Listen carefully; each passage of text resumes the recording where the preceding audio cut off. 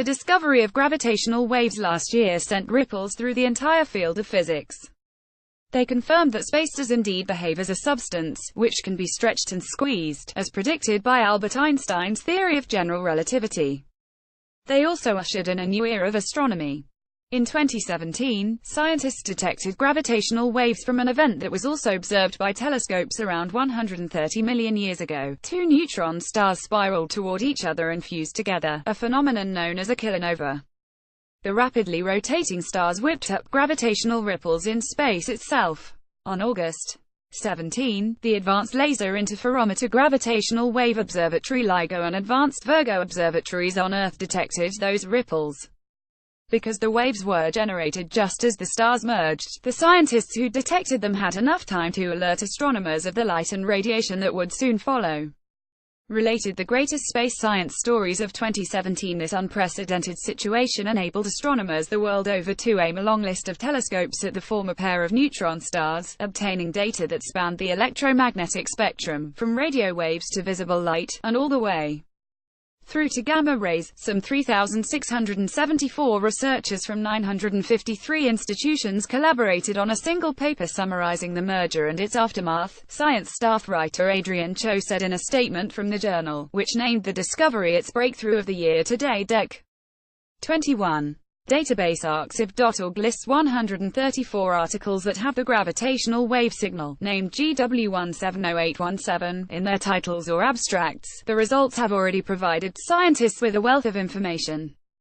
NASA's Fermi Space Telescope detected a gamma-ray burst from the source 2 seconds after the gravitational wave signal ended, demonstrating that merging neutron stars emit gamma rays and that gravitational waves travel at the speed of light. As expected, scientists analyzing the light spectrum emanating from the kilonova made another discovery, as well.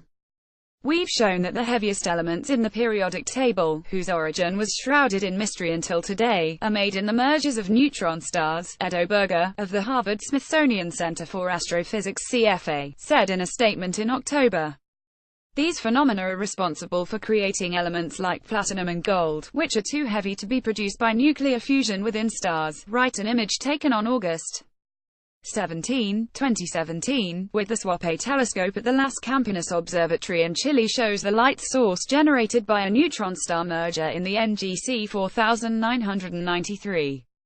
Left in this photo taken on April 28, 2017, with a Hubble Space Telescope, the neutron star merger has not occurred and the light source, known as SSS-17A, is not visible. Credit D.A. Coulter, al. But this event did more than just reveal a fascinating cosmic phenomenon in greater detail than ever before. It marks the beginning of a new era of astronomy and cosmology. This is a transformation in the way that we're going to do astronomy, LIGO scientist Richard O'Shaughnessy told Space.com shortly after the discovery was announced. Before 2017, scientists could only see events via light of varying wavelengths. Now they can hear their effects on space in a new way as well. In fact, scientists often convert the signals from gravitational waves into audio, generating distinctive chirps. The signal from the kilonova lasted around 100 seconds, about 1,000 times longer than the chirp generated by the much heavier black holes. Scientists are hailing this as the age of multi-messenger astronomy, because they can now learn about distant events via two messengers, light, in the form of photons, and gravitational waves. Astronomy is somewhat unique among the sciences in that we very rarely get to go sample the things that we're studying, Kevin Marvel, the executive officer of the American Astronomical Society, told Space.com.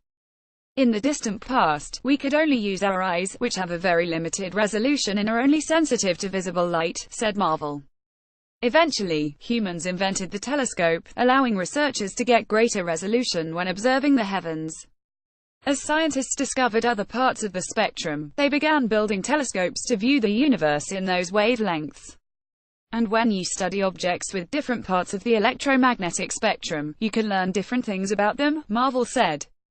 In the infrared, you can tell they're warm, in the ultraviolet, you can tell they're very energetic, etc. First glimpse of colliding neutron stars yields stunning pics. This map shows the locations of the roughly 70 optical and 3 gravitational wave observatories that detected the kilonova on August 17, 2017. Creditly Virgo, what's happened this year, and the previous year, with gravitational waves, is that we've discovered and used a completely new way to study the universe that is not connected with the electromagnetic spectrum, Marvel said. But unlike light, gravitational waves don't appear to get scattered by dust and gas or blocked by stars, nebulas or galaxies. In that sense, the development of gravitational wave astronomy falls somewhere between the discovery of different parts of the electromagnetic spectrum and the invention of the telescope. Marvel said that as gravitational wave astronomy develops, it will add to a rich history of collaborative networks. In the 1700s, French astronomer Charles Messier compiled a catalogue of nebulas to help eliminate confusion among his colleagues, who often misidentified them as comets. Since then, scientists have set up rapid response networks for events like supernovas, gamma-ray bursts and other short-lived events.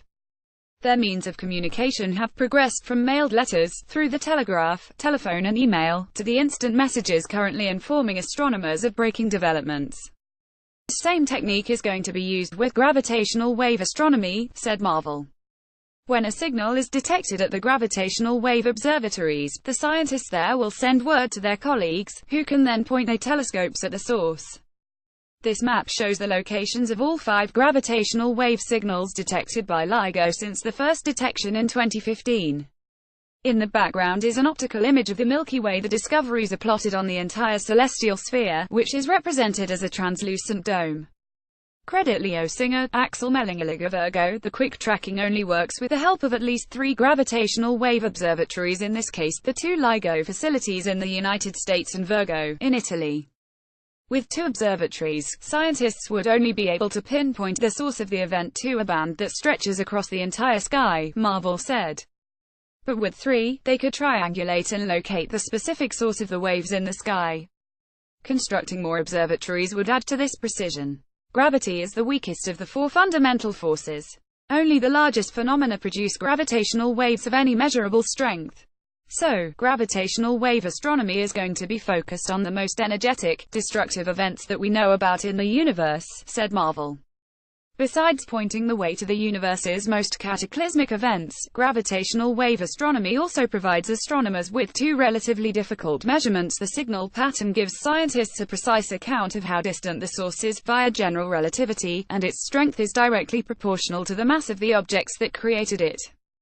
This method allows scientists to calculate sources' distance directly, without jumping from one known distance to the next, following what astronomers call the cosmic distance ladder. Not only do you know the distance to these objects because of the pattern, you know the mass of the 2 progenitor objects and the mass of the final object very, very accurately, Marvel said. It's really an amazing technique. This ability may help cosmologists better understand how the universe expanded in the past, and what drives its current, accelerating rate, he added. Email Harrison Tassoff at tassoff@space.com or follow him at Harrison Tassoff. Follow us at space.com, Facebook and Google. Original article on space.com.